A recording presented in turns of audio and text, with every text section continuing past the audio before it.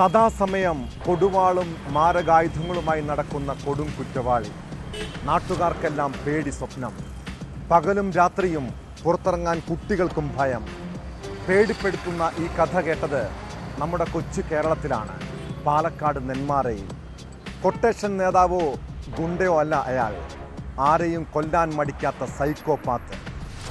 Nenmara ഇരട്ടക്കൊലപാതക case ഒരു നാടിനെ മുഴുവൻ ഭീതിയിലാഴ്ത്തുകയാണ്. 2019 അയൽവാസിയായ സജിതയെ കൊലപ്പെടുത്തിയ കേസിൽ ജാമ്യത്തിലിറങ്ങിയ പ്രതി ചെന്താമര അതേ വീട്ടിലെ തന്നെ 2 പേരെ ക്രൂരമായി വകവരുത്തുന്നു. കൊടും ക്രിമിനലായ ചെന്താമരയ്ക്കെതിരെ പലപ്പോഴും പരാതി കൊടുത്തിട്ടും എന്തുകൊണ്ടാണ് പോലീസ് നടപടി സ്വീകരിക്കാതിരുന്നത്? നെന്മാറ ഇരട്ടക്കൊലപാതക കേസിൽ പോലീസിനും വീഴ്ച സംഭവിച്ചോ? വിശദമായി പരിശോധിക്കുകയാണ് പോലീസ് പട്രോൾ. സ്വാഗതം.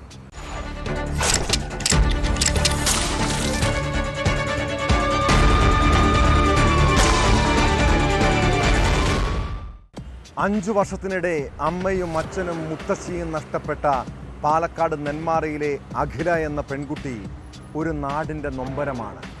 സ്കൂളിൽ പഠിക്കുമ്പോഴാണ് അവളുടെ അമ്മയെ അയൽവാസി കൊലപ്പെടുത്തിയത്. പിന്നീട് അരക്ഷിതമായ ജീവിതം. 2 മാസം മുൻപ് ആ കൊലയാളി ജാമ്യം കിട്ടി പുറത്തിറങ്ങിയതോടെ വീണ്ടും കൊലവിളി.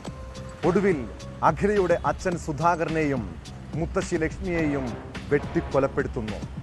നെന്മാറ പോത്തുണ്ടി എന്ന ഗ്രാമത്തെ നടുക്കിയ ഇരട്ടക്കൊലപാതകം നടന്നത് പട്ടാപ്പകലാണ്. സംഭവത്തിന് ശേഷം രക്ഷപ്പെട്ട പ്രതി ചെന്താമരയ്ക്ക് വേണ്ടി പോലീസ് അന്വേഷണം ഊർജിതമാക്കിയിട്ടുണ്ട്. സുധാകരൻ്റെ ഭാര്യ സരിതയെ ഇയാൾ കൊലപ്പെടുത്തിയത് 2019-ലാണ്.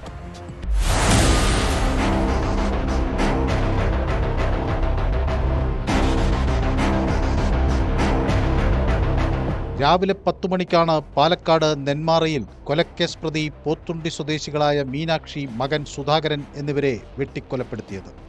വീട്ടിൽ നിന്നും ഇരുചക്രവാഹനത്തിൽ ഇറങ്ങിയ സുധാകരനെ പ്രതി ചെന്താമര വാഹനം തടഞ്ഞു നിർത്തി വെട്ടിവീഴ്ത്തുകയായിരുന്നു. ശബ്ദം കേട്ട് ഓടിയെത്തിയ സുധാകരന്റെ അമ്മ ലക്ഷ്മി നിലവിളിച്ചതോടെ അമ്മയെയും വെട്ടി. സുധാകരൻ സംഭവസ്ഥലത്ത് തന്നെ മരിച്ചു. അമ്മ ലക്ഷ്മിക്ക് ജീവനുണ്ടായിരുന്നെങ്കിലും ആശുപത്രിയിലെത്തിച്ചപ്പോഴേക്കും മരണം സംഭവിച്ചു.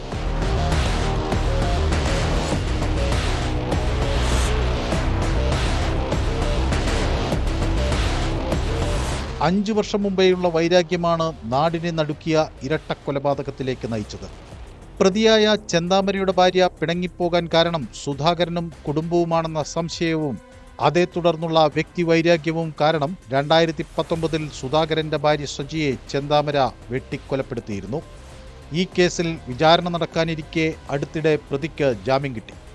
തുടർന്നിയാൾ സമീപവാസികൾക്ക് നേരെ നിരന്തരം വധഭീഷണി മുഴക്കിയിരുന്നു.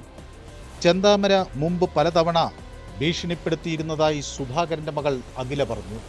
തമിഴ്നാട്ടിൽ ഡ്രൈവറായ സുധാകരൻ ചെന്താമരയെ പേടിച്ച് വീട്ടിലേക്ക് വരാറില്ലായിരുന്നു. ക്ഷേമനിധി പെൻഷനുമായി ബന്ധപ്പെട്ട ആവശ്യത്തിനാണ് കഴിഞ്ഞ ദിവസം വീട്ടിലെത്തിയത്. കഴിഞ്ഞ ഡിസംബർ 29-ന് തങ്ങളുടെ ജീവൻ ഭീഷണിയിലാണെന്ന് കാട്ടി നെന്മാറ പോലീസിൽ പരാതി നൽകിയിരുന്നതായും എന്നാൽ പരാതിപ്പെട്ടിട്ടും പോലീസ് ഗൗനിച്ചില്ലെന്നും കൊല്ലപ്പെട്ട സുധാകരന്റെ മകൾ ആരോപിച്ചു. ഞാൻ 29-ാം തീയതി പോയി കംപ്ലൈന്റ് കൊടുത്തതാണ്. ഓരോരുത്തരുടെ അടുത്ത് ഇങ്ങനെ പറയുണ്ടായിരുന്നു, ഇനിയും കൊല്ലണം. അയാളുടെ ഭാര്യ പോയതിന് ഞങ്ങൾ എന്താ ചെയ്ത്? ഞങ്ങളുടെ കുടുംബത്തിലാണല്ലോ ഇപ്പൊ ഇതാക്കണം. അയാൾക്ക് ഭ്രാന്ത് പറയുന്നുണ്ട്. അന്ന് അയാളുടെ കുടുംബത്തിൽ ആരെയും കൊല്ലണില്ല, ഞങ്ങളെ മാത്രമേ ആക്കുള്ളൂ. ഇനി ഞാനും കൂടി ഇവിടെ വരും. എപ്പോഴും ഞാനാ വരുന്നത്, എന്റെ ചേച്ചി വരാറില്ല. ഇനി എന്നെയും കൂടി കൊല്ലാനോ? അറിയുന്നു. മകൾ നൽകിയ പരാതിയിൽ അന്വേഷണം പുരോഗമിക്കുന്നതിനിടയിലാണ് ഇരട്ടക്കൊലപാതകം നടന്നത്. ചെന്താമരയോട് നെന്മാറ സ്റ്റേഷൻ പരിധിയിലേക്ക് വരരുതെന്ന് പോലീസ് താക്കീത് നൽകിയിരുന്നു. ഈ താക്കീത് ലംഘിച്ചാണ് പ്രതി ഇവിടെ എത്തിയത് എന്ന് അന്വേഷണ ഉദ്യോഗസ്ഥൻ വ്യക്തമാക്കി. മരിച്ചയാളുടെ മകൾ ഒരു പെറ്റീഷൻ 29 തന്നിരുന്നു. ആ 29 തന്ന പരാതിയിലേക്കാണ് വിളിച്ചു വരുത്തിയത്. അയാൾ അകത്തേക്ക് വരാത്തതാണ് CI സ്റ്റേഷൻ അകത്തുനിന്ന് പുറത്തുനിന്ന് വന്ന് സംസാരിക്കാനുണ്ടായത്. അന്ന് സീനിയും കുറേയൊക്കെ അബ്യൂസ് ചെയ്തിട്ടാണ് പോയത്. അപ്പോൾ നമ്മൾ ഇവിടെ പ്രവേശിക്കേണ്ട, നിങ്ങളുടെ ബന്ധുക്കളുടെ വീട്ടിൽ എവിടെയും പോയി താമസിക്കണമെന്ന് പറഞ്ഞ് അയാളെ തിരിച്ചയക്കുകയായിരുന്നു. അവിടെ പ്രതിക്കായി മലയോര മേഖലയിലും വനാതിർത്തിയിലും ഉൾപ്പെടെ 4 സംഘങ്ങളായി തിരിഞ്ഞ് പോലീസ് തിരച്ചിൽ ഊർജിതമാക്കിയിട്ടുണ്ട്. ഇയാൾ അറക്കമല എന്ന പ്രദേശത്തുണ്ട് എന്ന വിവരത്തിന്റെ അടിസ്ഥാനത്തിൽ ഡ്രോൺ ഉൾപ്പെടെ ഉപയോഗിച്ച് പോലീസ് പരിശോധന നടത്തുന്നുണ്ട്.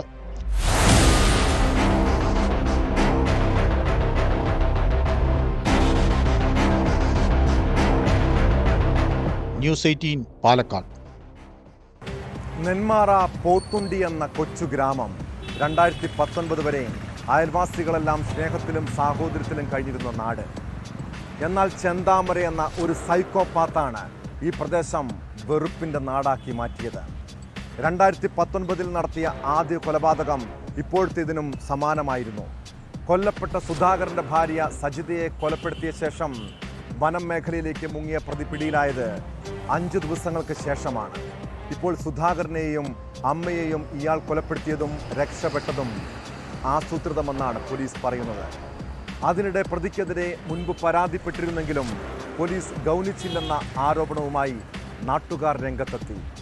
ചെന്താമരയുടെ ഭാര്യ പിണങ്ങിപ്പോയതിന് കാരണം അയൽക്കാരാണെന്ന തെറ്റിദ്ധാരണയാണ് 3 പേരുടെയും കൊലപാതകത്തിന് കാരണമായത്.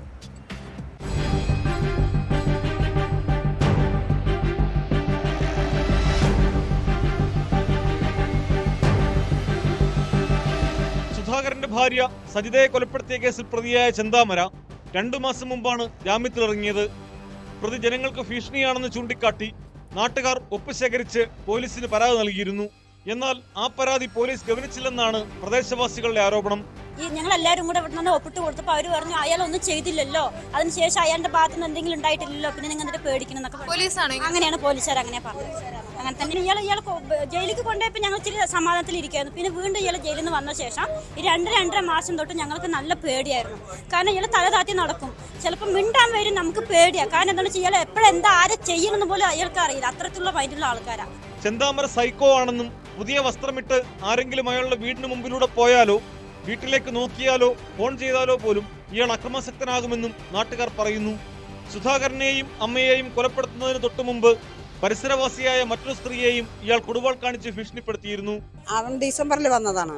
ഡിസംബറിൽ വന്ന ശേഷം ഇവർ നേര് വീട്ടിലെ ഉമ്മർത്ത വീടാണ് ആ കുട്ടി. അവരിനൊക്കെ ഭീഷണിപ്പെടുത്തി ജനലിൽ കൂടി നോക്കിയൊക്കെ ഭീഷണിപ്പെടുത്തിക്കൊണ്ടിരിക്കുന്നുണ്ട്.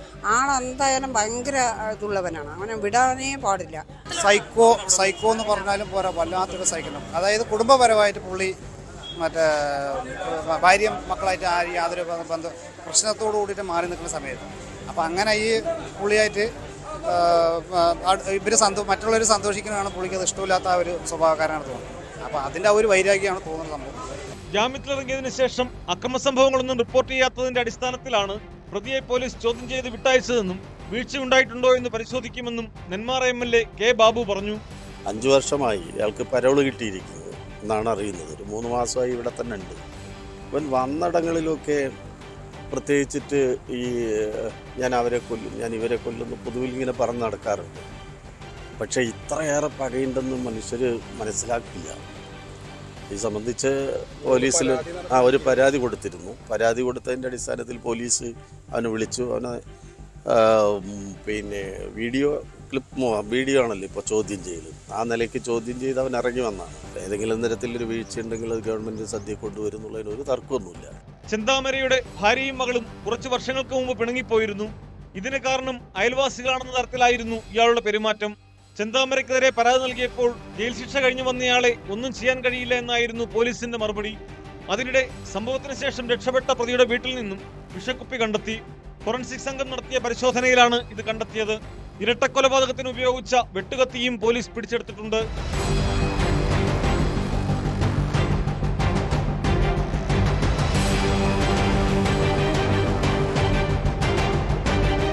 ന്യൂസ് 18 പാലക്കാട്. കേരളത്തിലെ പല കുടുംബങ്ങളിലെയും സ്വസ്ഥതയും സമാധാനവും തകർക്കുന്നത് മദ്യമാണ്. ഈ വീടുകളിൽ സ്ത്രീകളുടെ കണ്ണീരൊരിക്കലും തോരാറില്ല. ആലപ്പുഴ കായംകുളത്തെ സുഷമ എന്ന വീട്ടമ്മ ഭർത്താവിൻ്റെ ക്രൂരത ഏറ്റുവാങ്ങാൻ തുടങ്ങിയിട്ട് നാള് കുറയായി. ഒടുവിൽ ഭർത്താവ് സുധൻ്റെ ആക്രമണത്തിനിരയായി കൊല ചെയ്യപ്പെടുന്നു. ഭാര്യയെ കൊലപ്പെടുത്തിയ ശേഷം സുധനും ആത്മഹത്യ ചെയ്തു.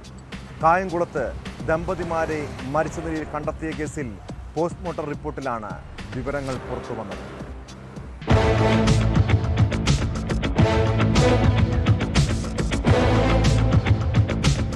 കഴിഞ്ഞ ദിവസം പുലർച്ചെ 6ഓടെയാണ് വീടിനു സമീപത്തെ പുളിമരത്തിൽ സുധനെ തൂങ്ങിമരിച്ച നിലയിൽ കണ്ടെത്തിയത്. രാവിലെ മുതൽ ഭാര്യ സുഷമയെ കാണാനില്ലായിരുന്നു. തെരച്ചിലിനൊടുവിൽ വൈകിട്ട് 5ഓടെ സമീപത്തെ കുളത്തിൽ നിന്ന് സുഷമയുടെ മൃതദേഹം കണ്ടെത്തി. സംഭവത്തിൽ കായംകുളം പോലീസ് അസ്വാഭാവിക മരണത്തിന് കേസെടുത്തിരുന്നു. പോസ്റ്റ്മോർട്ടത്തിന്റെ പ്രാഥമിക റിപ്പോർട്ടിലാണ് സുഷമയുടെ മരണം കൊലപാതകമാണെന്നും സുധൻ തൂങ്ങിമരിച്ചതാണെന്നും വ്യക്തമാക്കുന്നത്.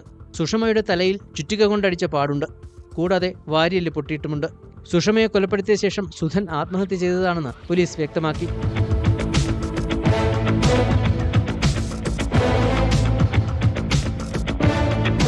സുഷമ വീട്ടുജോലികൾ ചെയ്തും സുധൻ കൂലിപ്പണി ചെയ്തുമാണ് ജീവിതം പുലർത്തിയിരുന്നത്. സുധൻ ദിവസവും മദ്യപിച്ച് പ്രശ്നം ഉണ്ടാക്കാറുണ്ടായിരുന്നുവെന്ന് നാട്ടുകാരും പോലീസും പറയുന്നു. മുമ്പ് പലതവണ ഇയാൾ സുഷമയുടെ തലയ്ക്കടിച്ച് പരിക്കേൽപ്പിച്ചിട്ടുണ്ടെന്നും പോലീസ് പറഞ്ഞു. ഇരുവരുടെയും മൃതദേഹം ബന്ധുക്കൾക്ക് വിട്ടുകൊടുത്തു.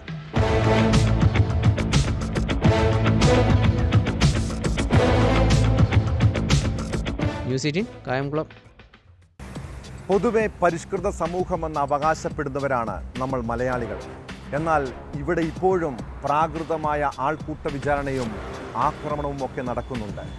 ഈ നാട്ടിൽ കോടതിയും പോലീസും നിയമവും ഒക്കെ ഉള്ളപ്പോൾ ചിലർ കുറ്റവിചാരണ നടത്തുന്ന കാഴ്ച. കോഴിക്കോട് താമരശ്ശേരിയിൽ ജയിലിൽ നിന്നിറങ്ങിയ 70-കാരനെ ആൾക്കൂട്ട വിചാരണ നടത്തുകയും മർദ്ദിക്കുകയും ചെയ്തതായി പരാതി. താമരശ്ശേരി പുതുപ്പാടി സ്വദേശി കുഞ്ഞുമൊയ്തീനെയാണ് ഒരു സംഘം ആളുകൾ വളഞ്ഞിട്ട് മർദ്ദിച്ചത്. വൈദ്യുത പോസ്റ്റിൽ കെട്ടിയിട്ടായിരുന്നു മർദ്ദനം. കേസിലെ ഒന്നാം പ്രതി മുൻ പോലീസ് ഉദ്യോഗസ്ഥനാണ്.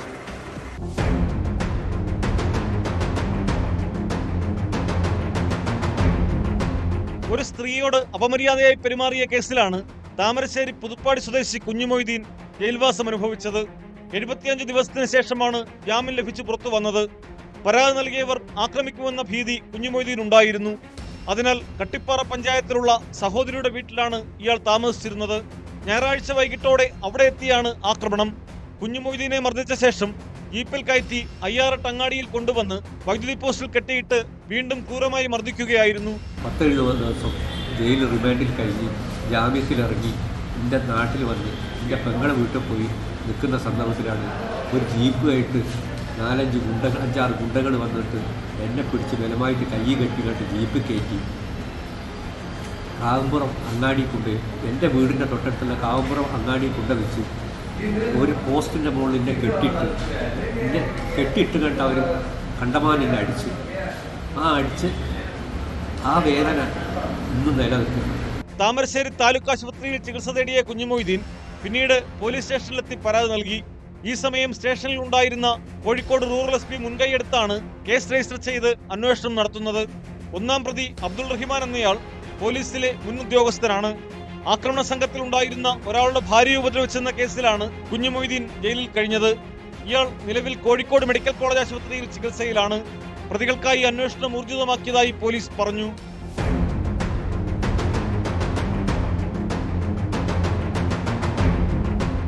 ന്യൂസ് 18 മുക്കം.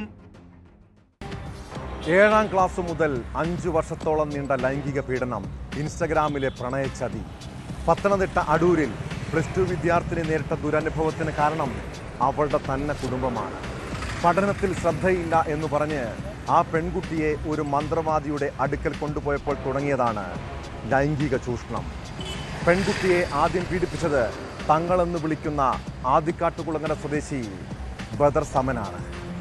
കേസിലെ പ്രതിയായ ഇയാളെ പോലീസ് അറസ്റ്റ് ചെയ്തിരുന്നു. പെൺകുട്ടി 7ാം ക്ലാസ്സിൽ പഠിക്കുന്ന സമയത്തായിരുന്നു പീഡനം. പിന്നീട് ഇൻസ്റ്റഗ്രാം സുഹൃത്തുക്കളടക്കം പീഡിപ്പിച്ചു. കേസിൽ ഇനിയും 4 പേർ കൂടി പിടിയിലാകാനുണ്ട്.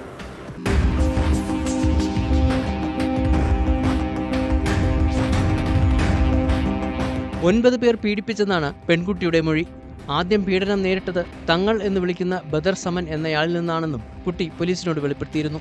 മന്ത്രവാദം നടത്തുന്ന ഇയാളുടെ അടുത്തേക്ക് പഠനത്തിന് ശ്രദ്ധയില്ല എന്ന് പറഞ്ഞ് പെൺകുട്ടിയെ എത്തിച്ചത് മാതാപിതാക്കളാണ്.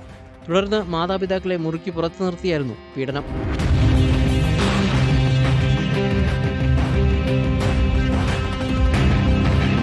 ൽ 7ാം ക്ലാസ്സിൽ പഠിക്കുമ്പോൾ നടന്ന സംഭവം ഇപ്പോഴാണ് പെൺകുട്ടി പുറത്തു പറയുന്നത്. സ്കൂളിൽ പോകാൻ മടികാട്ടിയതിനെ തുടർന്ന് പെൺകുട്ടിക്ക് കൗൺസിലിംഗ് നടത്തിയപ്പോഴാണ് പീഡന വിവരം പുറത്തറിഞ്ഞത്. CWC വിവരം പോലീസിൽ അറിയിച്ചതിനെ തുടർന്ന് ബദർ സമൻ അടക്കം 5 പ്രതികളെ പോലീസ് അറസ്റ്റ് ചെയ്തു.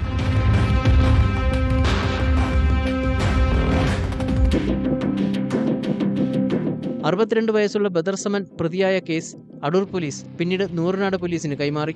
നൂറനാട് പോലീസാണ് പ്രതിയെ പിടികൂടിയത്. ഈ കേസിന് പുറമെ മറ്റ് 8 കേസുകളും അടൂർ പോലീസ് സ്റ്റേഷനിൽ രജിസ്റ്റർ ചെയ്തിട്ടുണ്ട്.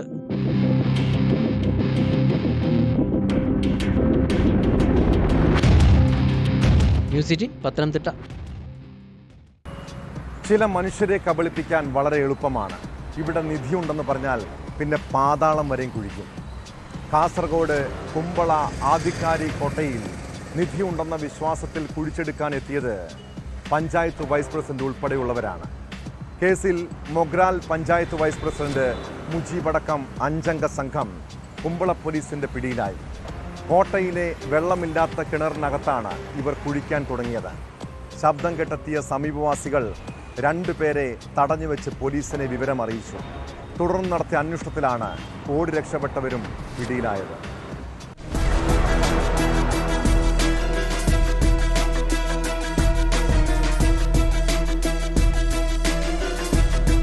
പുരാവസ്തു വകുപ്പിന്റെ അധീനതയിലുള്ള കുമ്പള ആരിക്കാടിക്കോട്ടയിൽ നിധി കുഴിച്ചെടുക്കാനെത്തിയ 5 അംഗ സംഘമാണ് കുമ്പള പോലീസിന്റെ പിടിയിലായത്. വൈകിട്ട് 4 മണിയോടെയാണ് സംഭവം. കോട്ടയിലെ വെള്ളമില്ലാത്ത കിണറിനകത്താണ് ഇവർ കുഴിക്കാൻ തുടങ്ങിയത്. കോട്ടയ്ക്കകത്ത് നിന്ന് ശബ്ദം കേട്ട് സമീപവാസികൾ അന്വേഷിച്ചെത്തിയപ്പോഴാണ് നിധി കുഴിക്കുന്നവരെ കണ്ടത്. കിണറിനകത്തുണ്ടായിരുന്ന 2 പേരെ നാട്ടുകാർ തടഞ്ഞുവെച്ച് പോലീസിൽ വിവരമറിയിക്കുകയായിരുന്നു. കുമ്പള പോലീസ് സ്ഥലത്തെത്തി ഇവരെ കസ്റ്റഡിയിലെടുത്തു. മൊഗ്രാൽ പഞ്ചായത്ത് വൈസ് പ്രസിഡന്റ് മുജീബ് അടക്കമുള്ളവരാണ് പിടിയിലായത്. പട്ടയടക്കം ഇവരെ കയ്യിൽ അല്ലെ അത് പറഞ്ഞു ഇങ്ങനെ അപ്പൊ അതുകൊണ്ടാണ് ഈ സ്വത്തുള്ള ഞമ്മക്കറിയാം ഞമ്മ നാട്ടാണ്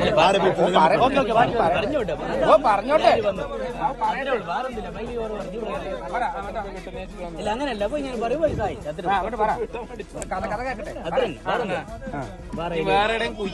ഇല്ല അതിന് മാത്രം അത് മാത്രം ഇത് ഇതിന്റെ അകത്ത് ഉണ്ടെന്ന് പറഞ്ഞ് അതാണ് ഇവർ അതിന്റെ അകത്ത് കുഴിക്കാൻ വന്നത്. അപ്പൊ പിക്കാസ് പൊട്ടി ആ പിക്കാസ് എടുത്തിട്ട് അവർ തിരിച്ചു വന്നില്ല. ആ പിക്കാസിനെ അവർ ഇങ്ങോട്ട് വരുന്ന കാണുമ്പോ അവർ ചാടിയാണ്. ആ ചാടി ചാമ്പ് ഇവർ അതിനെ കണ്ടിട്ട്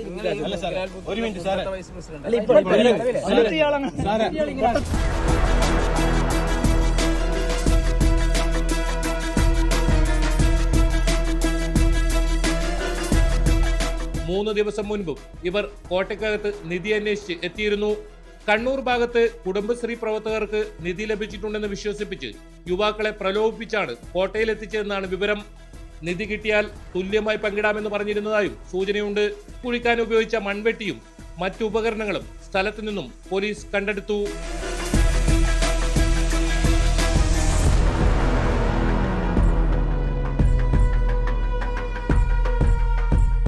ന്യൂസ് 18 കാസർഗോഡ്.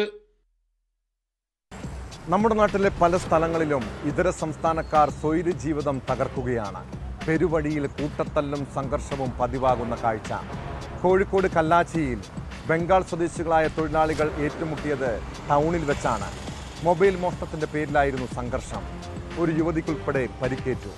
സംഭവത്തിൽ പോലീസ് കേസെടുത്ത് അന്വേഷണം തുടങ്ങിയിട്ടുണ്ട്. ഏതാനും ദിവസങ്ങൾക്ക് മുൻപ് വടകരയിലും ഇതര സംസ്ഥാനക്കാർ തെരുവിൽ ഏറ്റുമുട്ടിയിരുന്നു.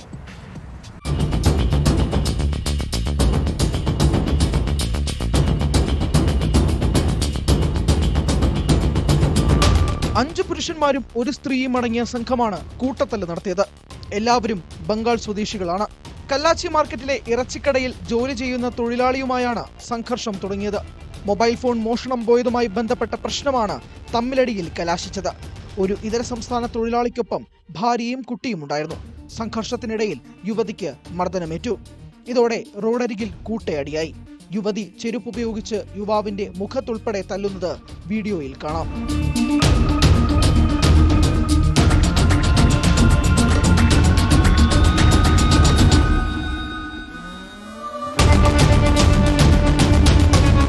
ദൃശ്യങ്ങളുടെ അടിസ്ഥാനത്തിൽ സംഭവത്തിൽ പോലീസ് കേസെടുത്തേക്കും. കച്ചവടക്കാരും നാട്ടുകാരും ഇടപെട്ടാണ് കൂടുതൽ സംഘർഷം ഒഴിവാക്കിയത്. കഴിഞ്ഞ മാസം വടകരയിലും സമാന സംഭവം നടന്നിരുന്നു. അന്നും പെരുവഴിയിലാണ് അതിഥി തൊഴിലാളികൾ ഏറ്റുമുട്ടിയത്.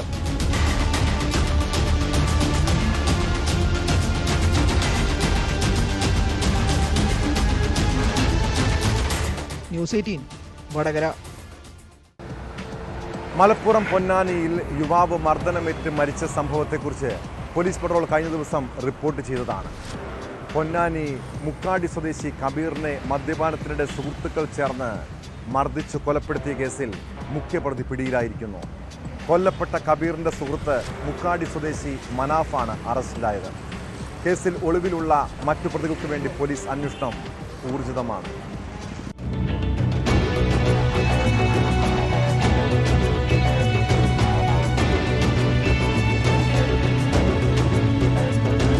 പൊന്നാനി മുക്കാടി കടപ്പുറത്ത് മർദ്ദനമേറ്റ് യുവാവ് മരിച്ച സംഭവത്തിലാണ് സുഹൃത്ത് അറസ്റ്റിലായത്.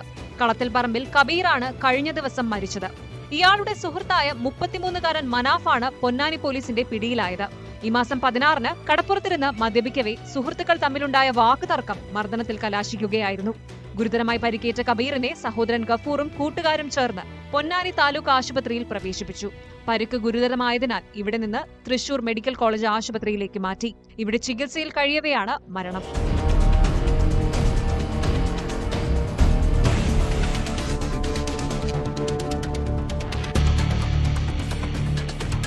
കബഡി കളിക്കിടെ കബീറിന് പരിക്ക് പറ്റിയെന്നായിരുന്നു മനാഫ് ഡോക്ടറോട് പറഞ്ഞത്.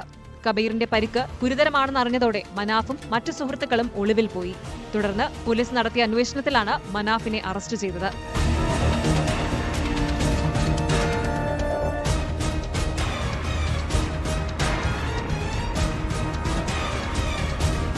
ന്യൂസ് 18 തിരൂർ. ബൈക്കിലെത്തി മാല കവരുന്ന സംഘങ്ങൾ നാട്ടിൽ വീണ്ടും സജീവമാവുകയാണ്. എറണാകുളം മൂവാറ്റുപുഴയിൽ ബൈക്കിലെത്തി മാലകൾ കവർന്ന കേസിൽ പ്രതി പിടിയിലായിരിക്കുന്നു. വെള്ളൂർക്കുന്നം സ്വദേശി അർഷാദ് അലിയെയാണ് പ്രത്യേക അന്വേഷണ സംഘം അറസ്റ്റ് ചെയ്തത്. മൂവാറ്റുപുഴയിലും പരിസര പ്രദേശങ്ങളിലുമുള്ള 30ഓളം CCTV ക്യാമറകൾ പരിശോധിച്ചാണ് പോലീസ് പ്രതിയെ കുടുക്കിയത്. പിടിയിലായ അർഷാദ് നിരവധി മോഷണ കേസുകളിൽ പ്രതിയാണ്.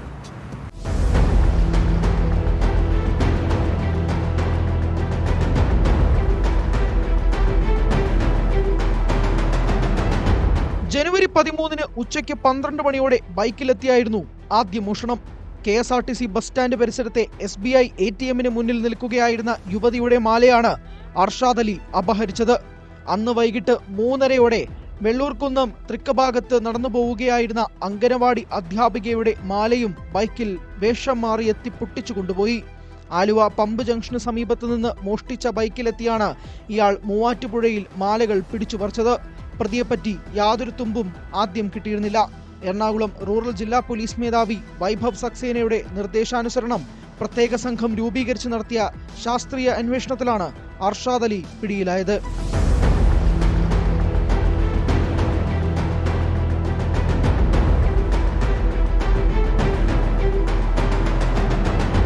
മൂവാറ്റുപുഴയിലും പരിസര പ്രദേശങ്ങളിലുമുള്ള 30ഓളം CCTV ക്യാമറകൾ പോലീസ് പരിശോധിച്ചു.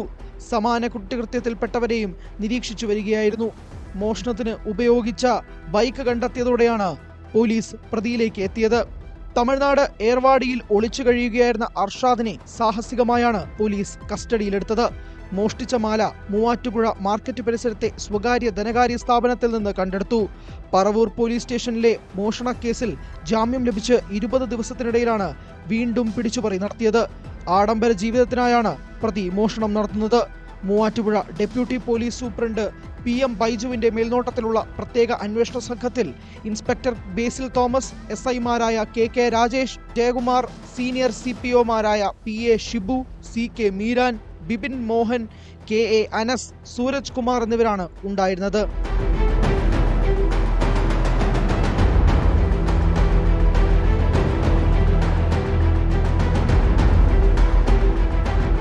ന്യൂസ് 18 മൂവാറ്റുപുഴ. കുറ്റകൃത്യങ്ങളുടെ മറ്റു ചില വാർത്തകൾ ചുരുക്കത്തിൽ. സൗന്ദര്യവർദ്ധക വസ്തുക്കളിൽ അമിത അളവിൽ മെർക്കുറി കണ്ടെത്തിയതിനെ തുടർന്ന് സംസ്ഥാനത്ത് 33 സ്ഥാപനങ്ങൾക്കെതിരെ കേസ്. ഓപ്പറേഷൻ സൗന്ദര്യയുടെ ഭാഗമായി നടത്തിയ പരിശോധനയിൽ 7 ലക്ഷത്തിലധികം രൂപയുടെ ഉൽപ്പന്നങ്ങൾ പിടിച്ചെടുത്തു. നെയ്യാറ്റിൻകരയിൽ 10 കിലോ കഞ്ചാവുമായി നിരവധി കേസുകളിലെ പ്രതിപിടിയിൽ. 35-ലധികം ക്രിമിനൽ കേസുകളിലെ പ്രതിയായ കൂട്ടപ്പന സ്വദേശി ശാന്തിഭൂഷണാണ് പിടിയിലായത്. നെയ്യാറ്റിൻകര പുല്ലന്തേരിയിൽ മദ്യലഹരിയിൽ ഓടിച്ച കാറിടിച്ച് വിദ്യാർത്ഥിക്ക് പരിക്കേറ്റ സംഭവത്തിൽ പ്രതിക്കെതിരെ ജാമ്യമില്ലാ വകുപ്പ് പ്രകാരം കേസെടുത്ത പോലീസ്. കേസെടുത്തത് കുടയാൾ സ്വദേശി രാഹുലിനെതിരെ. SFI പ്രവർത്തകൻ ധീരജിന്റെ കൊലപാതകത്തിൽ നിർണായക വെളിപ്പെടുത്തലുമായി യൂത്ത് കോൺഗ്രസ് മുൻ പ്രവർത്തകൻ. ധീരജിനെ കുത്തി കത്തി മാറ്റിയെന്നും പ്രതിപട്ടികയിലുള്ള 3 പേർക്ക് കേസുമായി ബന്ധമില്ലെന്നും ഉടുമ്പൻചോല നിയോജക മണ്ഡലം മുൻ vice president Sebin Abraham. Beauty parlour ഉടമയായ ഷീല സണ്ണിക്കെതിരായ വ്യാജ ലഹരിമരുന്ന് കേസിൽ പ്രതി MN നാരായണദാസിന്റെ മുൻകൂർ ജാമ്യാപേക്ഷ ഹൈക്കോടതി തള്ളി. 7 ദിവസത്തിനകം അന്വേഷണ ഉദ്യോഗസ്ഥന് മുന്നിൽ കീഴടങ്ങാൻ കോടതിയുടെ നിർദ്ദേശം. കേരളത്തിലെ പൊതുനിരത്തിലൂടെ വാഹനമോടിക്കാൻ തന്നെ ഇപ്പോൾ ഭയം തോന്നും.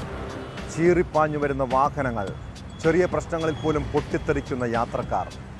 ഇടുക്കി വണ്ടിപ്പെരിയാറിൽ പെൺകുട്ടിയെയും പിതാവിനെയും വാഹനം തടഞ്ഞു നിർത്തി മർദ്ദിച്ചത് നിസ്സാര പ്രശ്നത്തിൻ്റെ പേരിലാണ്. വാഹനത്തിന് സൈഡ് കൊടുക്കാത്തതിനെ തുടർന്നുണ്ടായ തർക്കത്തിനൊടുവിലായിരുന്നു മർദ്ദനം. കേസിൽ വാഴത്തോപ്പ് സ്വദേശി അഭിജിത്ത്, വണ്ടിപ്പെരിയാർ സ്വദേശി മദൻ കുമാർ എന്നിവരെ പോലീസ് അറസ്റ്റ് ചെയ്തു. ഇതുപോലുള്ള അക്രമികളുടെ നാടായി കേരളം മാറുകയാണ്. പോലീസും നിയമ സംവിധാനങ്ങളും എന്തുകൊണ്ടാണ് ഇവർക്കെതിരെ നടപടി സ്വീകരിക്കാത്തത്? ഇതോടെ പോലീസ് പെട്രോൾ പൂർണ്ണമാകുന്നു. നമസ്കാരം.